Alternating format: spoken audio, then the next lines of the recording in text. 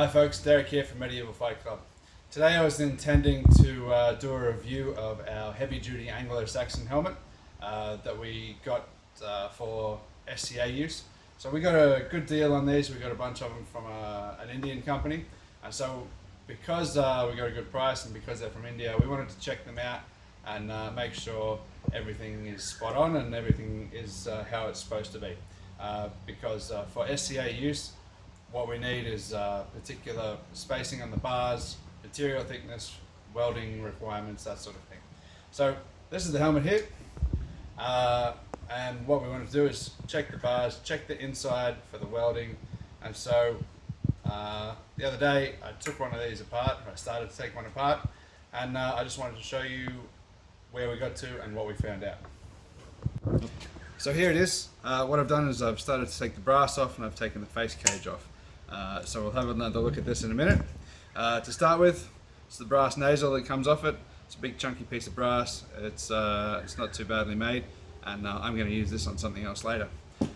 The brass plates that came off the side, it's a nice pressed out bit of brass with some Vendel little men on there, so that's not too bad. Might use that for something else as well.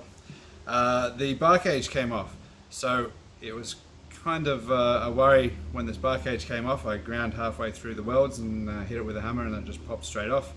Snapped this other weld on the front here, and you can see as well that this bar in the middle is too far apart, so this is an illegal bar cage anyway, so that was disappointing.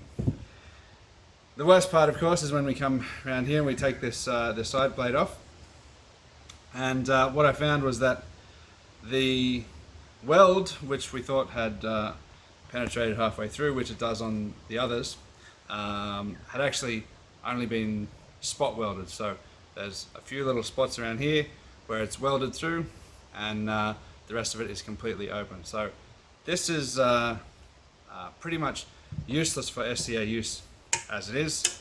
We're assuming that the top weld on the dome is also just spot welded. So in the interest of doing something useful with this, we're going to tear it apart. So here we are. It's a beautiful day by the pool. We're ready to test this helmet out in reality.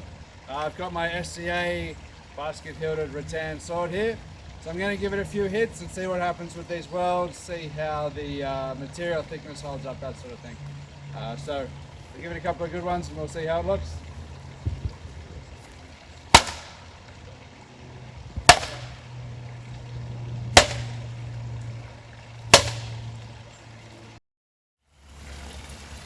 Okay, so it held up pretty well. The two big hits on the dome, we got one dent here, which is pretty good actually. It's about what I'd expect. You can see here we've busted this this weld here. This one's about to go, and we've bent that plate out and bent a lot of the metal around the edge. But held up surprisingly well. So next up, we're going to use the one of our practical combat swords. This is one that I use for HMB fighting. So it's a tough blade, and I'm going to give it another couple of good hits, see what we can do.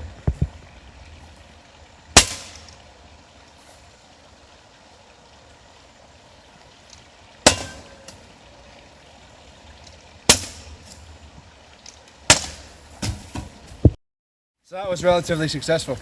We've taken both side plates off. And we've got a couple of good deep dents in here. This one where I skipped off the top. That was probably, he wasn't too pleased about that one, but this one was definitely damaging. We've skewed the whole shape of the helmet out. But, you know, the dome held up and it's still relatively intact. I'm not happy yet.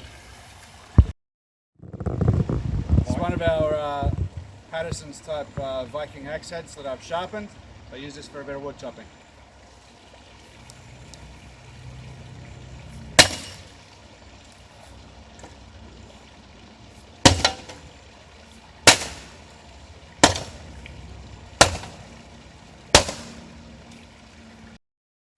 So we've busted the whole front half of this top section. There's a couple of welds left at the back.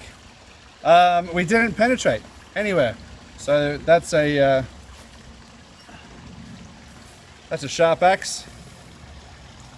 Big hits, didn't go through. We did break all the welds though. Let's see what else we can do.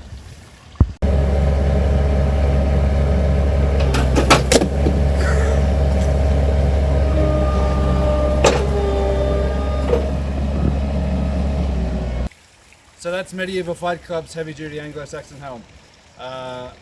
It's a pretty tough little helmet and needs some extra welding, but the key take home is that if you're going to buy a helmet for cheap, make sure it's been tested to destruction. Thanks for watching.